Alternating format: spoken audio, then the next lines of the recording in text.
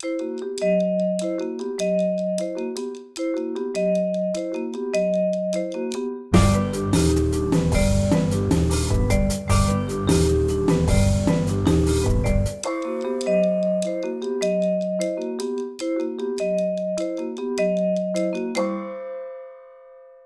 e signori, buonasera.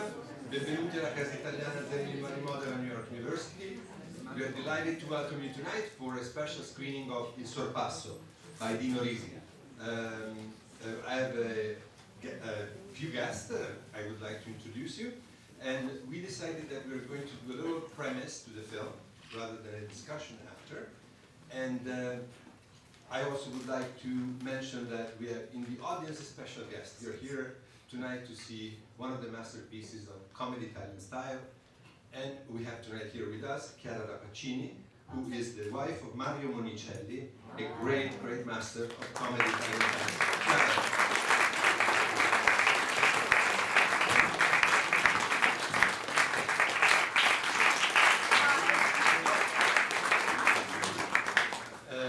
The Criterion Collection has at least 2 Monicelli titles right now. It's Due, I Soliti Ignoti, Big Deal on Madonna Street, and I Compagni, The Organizer, or English title.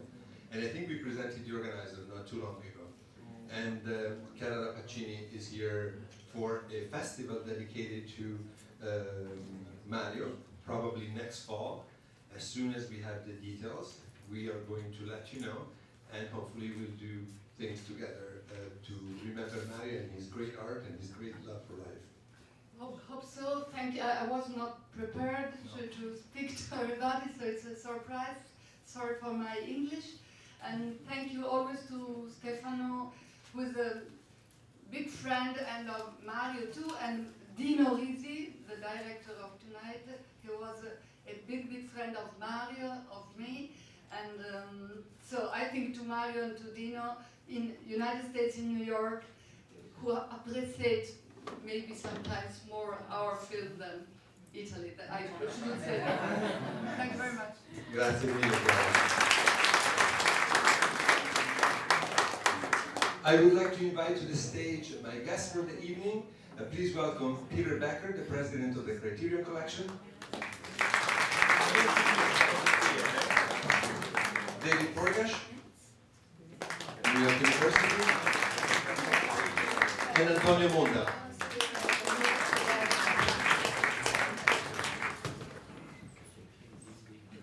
Yes, and in the audience I would like also to recognize the presence of Ennio Arnaboldo, the CEO of Lavazza North America, the board member of Casa Italiana, and the person who allows us to keep at proper speed with the an endless supply of espresso coffee.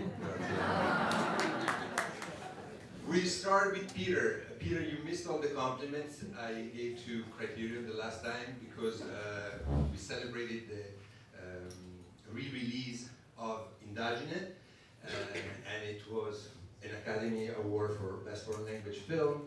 And in the meantime, Criterion is distributing in the US La Grande Bellezza by Paolo Sorrentino, and you just released also the DVD. So if you have not seen La Grande Bellezza in theaters, you can get the DVD or the Blu-ray. Why Sorpasso? What fascinated you in this film? You know, it's funny because it's the film that I would say was, everybody would say, what is your most requested film? And really the secret true answer was always Sorpasso. And it's wasn't just always the most requested film, it was the most requested film by the most interesting people. So, I'm serious. So there was Antonio first. Thank you. Always. When are you going to do it? What are you going to do? And he's a nag, we know that. Oh my God. And then there was Alexander Payne, who had seen it, and then there was Jim Jarmusch turned out to be a huge fan of this film. All these really interesting people, plus a constant flood of emails that would just come in from far and wide, and over again, Sorpasso. Eventually I saw it, it's great, you're going to love it. I can tell you a little bit about why I love it, but I think the real thing is that it was tied up. It was one of those films that through absolutely no fault of the film or of its quality or of its directors or anything else became invisible as a result of the bankruptcy. It got tied up in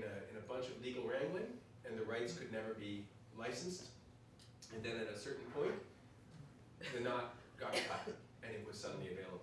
And since that time, which was about 2 years ago, everything went beautifully, smoothly.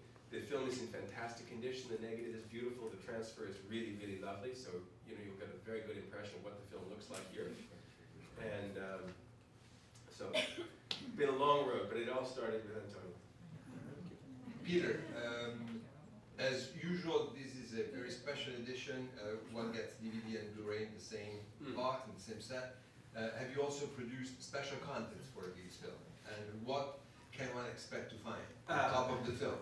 It's funny because I should have gone and brought the disc so I could look at the back cover and tell you exactly what the features are. I think we have a copy back there. Exactly. Kim is better at all the details far and wide. I'll tell you the thing that I love most actually on the piece is the piece that we did with Alexander Payne, who talks about how you look at a film when you're about to make a film. Because he looks at this film as the blueprint for Sideways in a certain way for him. And he's not just looking at it that way from a plot perspective, because it's a road movie about two guys.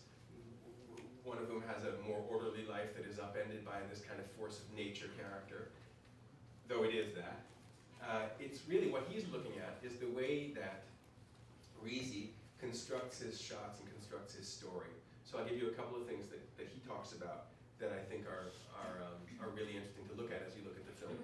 One thing is he says, all of Risi's shots have a beginning and a middle and an end in themselves. And you'll notice this more and more and more as you look at the film. There actually are shots that are constructed that have a kind of a narrative arc of their own. Not literally narrative, but you can really see it. There's the beginning, middle, and the end. Clearly not every shot, but many, many shots. Another thing he talks about in this film is Risi's generosity, which I think is a really beautiful phrase. And when he says generosity, he says, it's a big effort for a director to direct anybody but the stars of his movie. You have to focus so much attention on them. They're where the camera's going to be dwelling most of the time. They're the ones who are going to be carrying your story. So to give a little piece of business to some extra in the corner is a lot of extra work. And to give a little piece of business to 20 extras scattered throughout the frame so they all have something to do is an enormous amount of work.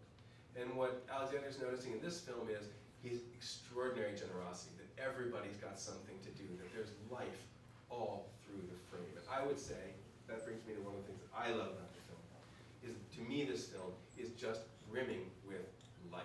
It's just irrepressible. It's full of life. And the life that we're seeing is this life of 1962 Italy, which is long gone, but is so great to see. It's shot. There, wait, see now.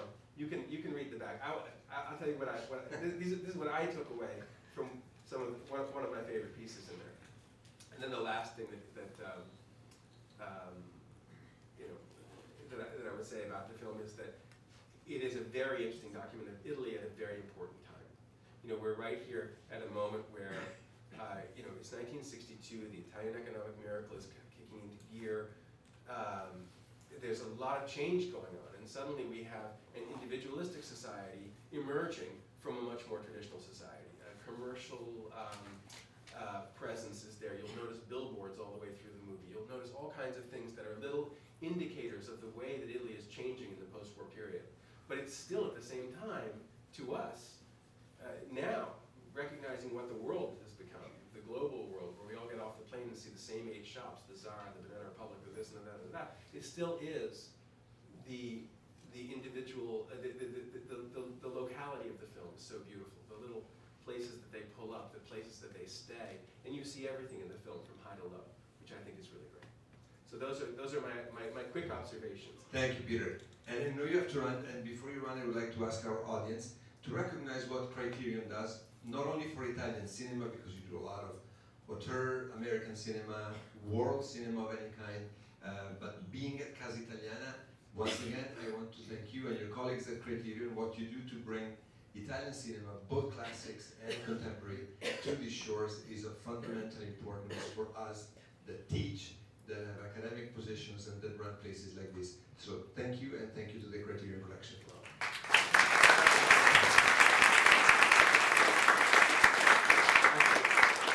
I say thank you, Stefano. Thank you for having me. It's always great to be here. It's amazing that you could turn out a room like this to see a 1962 subtitled film, and I think it's fantastic. You are really in for a treat.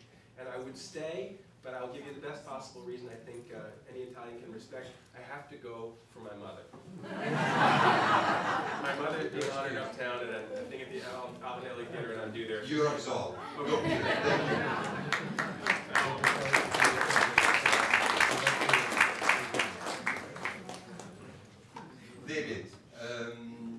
David Forgacs is a professor of contemporary Italian studies here in the Department of Italian Studies at NYU. His most recent book is Italy's Margins, that just came out, and it's a book also based on a fantastic photographic exhibit that he curated and that we also had here at the Casa a couple of years ago. David also wrote, since we're talking about cinema, a fundamental book on Rossellini. Continuing with what Peter was saying about how these films relate to the period in which it was made, that was such a crucial period of time. And one of your other observations was about how does comedy travel? Does comedy travel? That was another issue that you raised at some point. It seemed that for Italian neorealism there was absolutely no problem. Everybody got it, wherever in the world. People cry in the same way, more or less for the same things, but they tend to laugh for very different things. So how does Risi's comicity translate, or not, for a non-Italian speaking audience? So two questions. Well, let me take them together, because I think that comedy, this is one of the films that belong to a group of films that are often referred to as Commedia Italiana, same group of actors, driven by male actors, Alberto Sordi, Nino Manfredi, Ugo Tognazzi, Vittorio Gassman in this film, Marcello Mastroianni. There are 5 key actors of this, and then there are women who come and go in the films, but it's very much about men and male obsessions and weaknesses and fantasies.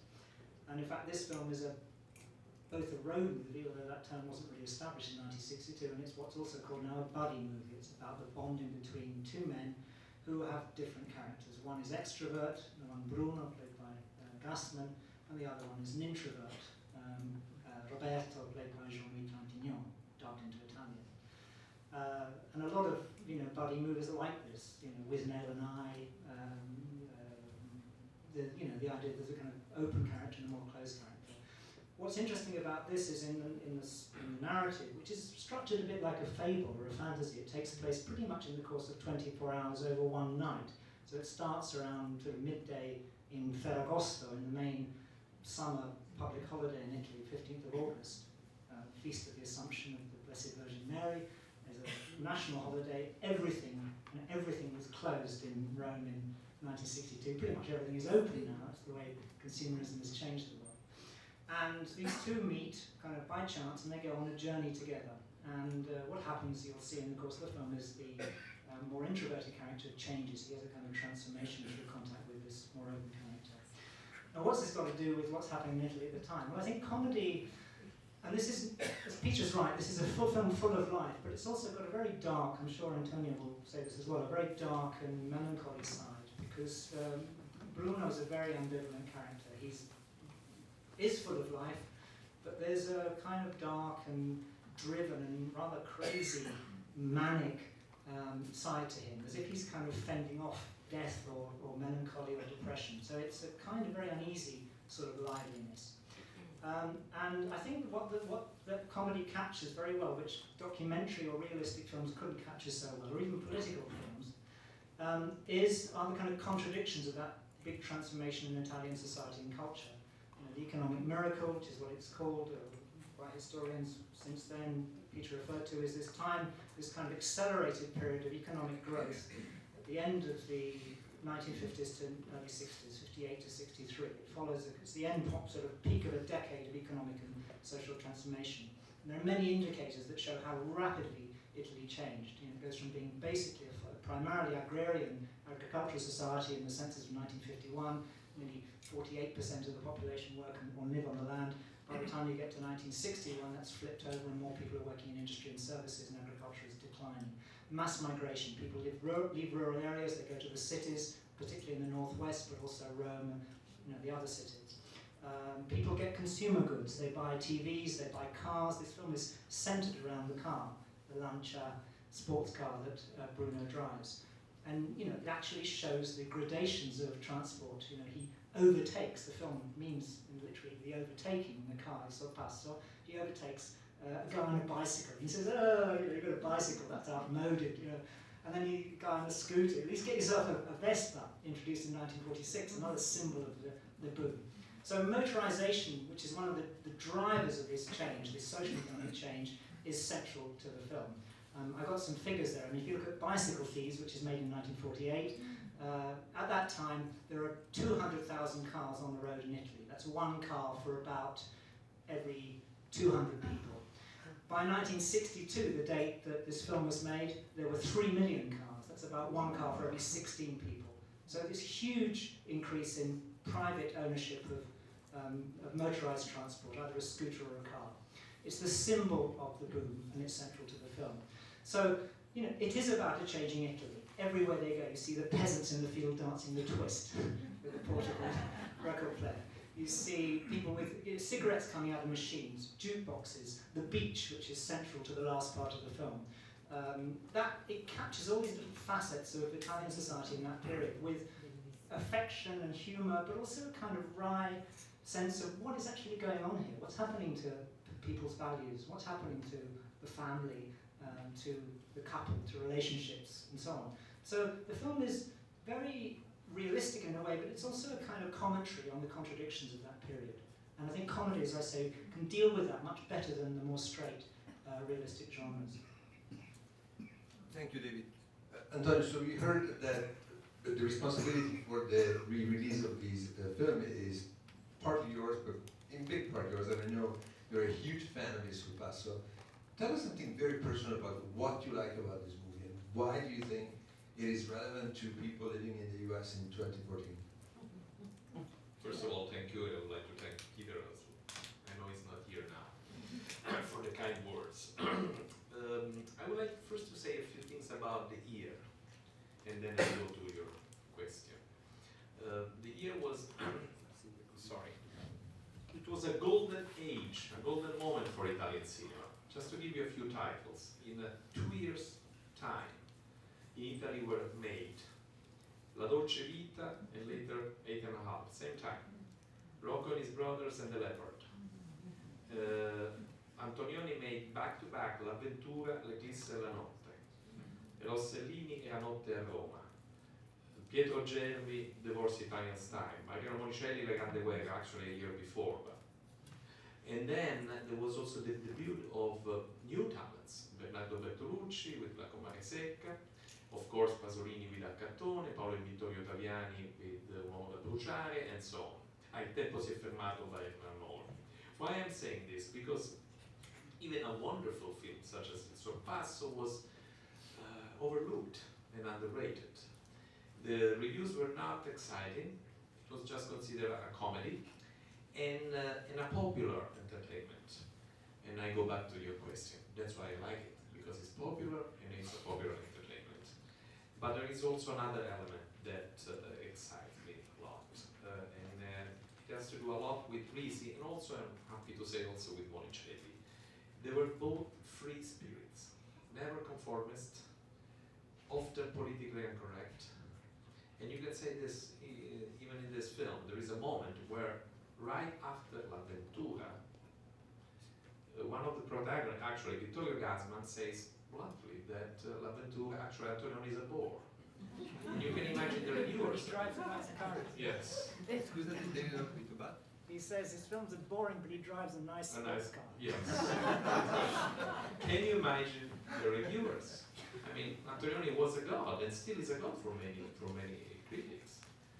And there are several films of Risi that honestly I don't like very much. Let me give you an example of a very popular film called Il nome del popolo italiano, which I think is legally and morally unfair, if not abominable.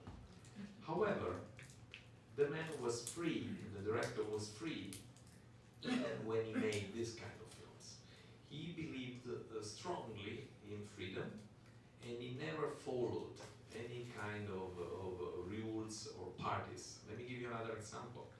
in a world, a cultural world totally dominated by the left, and in particular of the Communist Party, he wrote, same years, this line. It's an aphorism. Do you say an aphorism? Non avendo il talento, will you help me translate? Non avendo il talento per essere un artista, penso bene di iscriversi al Partito Comunista. Not having the talent to be an artist, he had the good idea to enroll himself in the Communist Party. What he meant, it was a way to, you know, have a career. So this is the man. Again, not always I agree with his ideas, but I always respect his freedom. And that's why I like so much this film, which is by far, I think, his best film, together probably with I Mostri e Una vita difficile. There is a second element. This is an extremely influential film. He already mentioned with Now and I, Sideways, of course, but Easy Rider. Dennis Hopper declared that he made Easy Rider after seeing Il Sorpasso. And also it says a lot about Italy of the 60s. Professor Forgacs already mentioned several elements, and also Peter. But you can find hidden details here and there, always against the rules of the time, against the conformism of the time. For example, there is a moment towards the end of the second half of the film where Gassman meets his own daughter. And you can see immediately, and his wife, that he abandoned both. And you can see that this young daughter, played by Kathleen Spark, who was I think 18 at the time, has an affair with a much older man who is older than his own father, played by Claudio Gora. This was a moment of a pre-sexual revolution.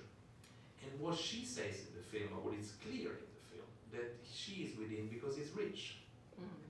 This was the time where, you know, this was another blasphemous idea. So this film is hidden with several revolutionary ideas. And I'm happy that I already mentioned this. Although he never shows off, De Risi was an extremely gifted filmmaker. Yes, it's true, everything in the film has a beginning, a middle, and at the end, which is quite unique in filmmaking of those years in particular. Thank you. I think we want to give a chance to people to watch the Sorpasso. Just out of curiosity, how many of you have already seen it and are here to see it yet again? Great. Great.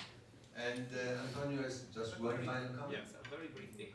One of the reasons why Risi, and not only Risi, also Comencini and other great filmmakers of the time were dismissed by the critics, it was because they were considered responsible for the death of neorealism and also responsible for the so-called pink neorealism. The pink neorealism was the light version of neorealism with all Poveri ma Belli is one example, Pane, Amore, Fantasia, and so on. He was the king, together with Comencini, of course, and others. And but I think they were totally short-sighted. Not because all these films are great, but you should never judge a film because of an ideology or an idea that goes against your belief, I think. Excellent. Yes? One quick question about Sure. Sonia. Can you tell us a bit more about the film that you said you found so objectionable? You said one of his films that you thought was In nome del popolo italiano. I think we'll leave this question for when and if we present In nome del popolo italiano. I'm sorry, but I think we should really get started. The film, I promise I will. the film is 1 hour and 45 minutes. Again, you're in for a treat. Enjoy Il Sorpasso. Thank you. Thank you.